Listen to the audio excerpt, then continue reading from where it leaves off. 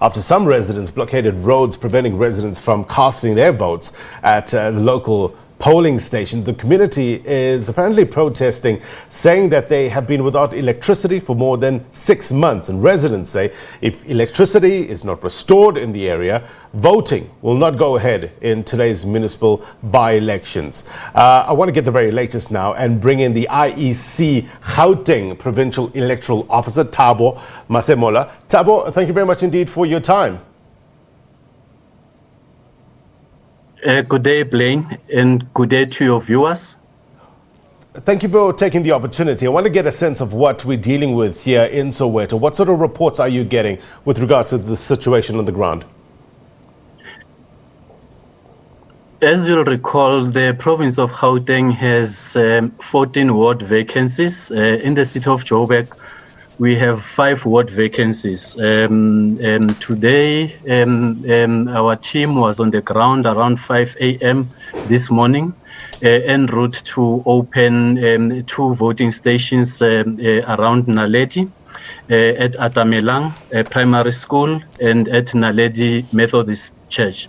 They then discovered that the roads leading to those voting stations were barricaded with bricks and stones. They could not access those voting stations. However, we have made to believe that the community living in and around those areas are actually protesting for service delivery in the area. As you know, communities will target election events, to raise their grievances. The latest information, Blaine, is that we were able to successfully open the Atamelang primary school voting stations with the intervention from SABC in the province and JNPD. We are currently making alternative arrangements to operationalize the Naledi Methodist Church voting station. Right. So you're talking... That is the latest information that I have for you. So two voting stations were affected with regards to the protests, correct? That's correct. As I've indicated, these by-elections are impacting on 71 voting stations in Gauteng.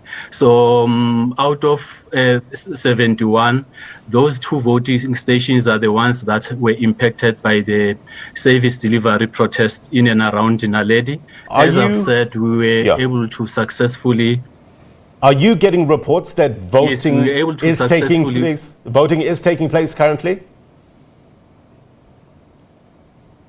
That's correct, indeed. In Atamelang, at the time when I checked, there were 6 voters that were processed, which is almost 2 hours ago. Remember, we were able to open that station just before 10 o'clock. As I've said, we were working very closely with SABC to operationalize the other voting station, which is Naledi Methodist Church. Right. So normally the voting time is between 7 in the morning and 9 p.m. Correct me if I'm wrong.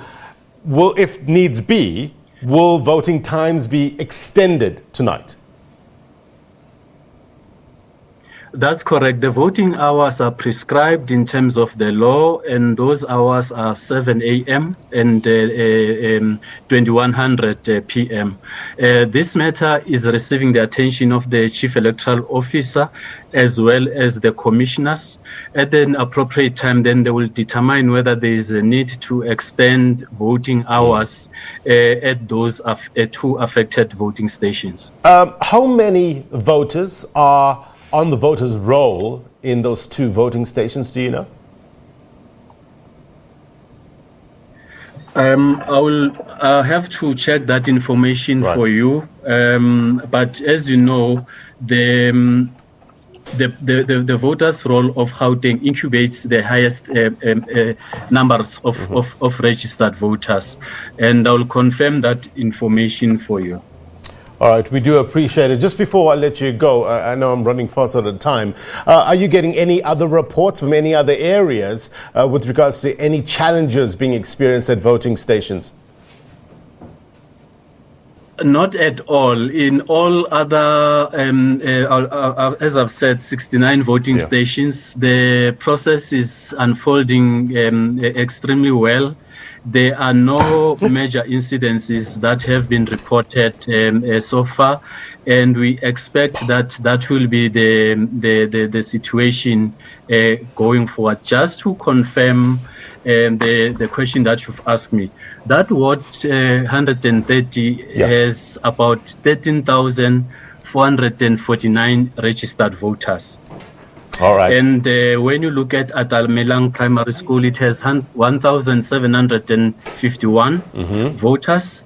And the Naledi Methodist Church has 1,572 registered voters. As I've said, the entire Ward 130 has 13,349 registered voters. Right.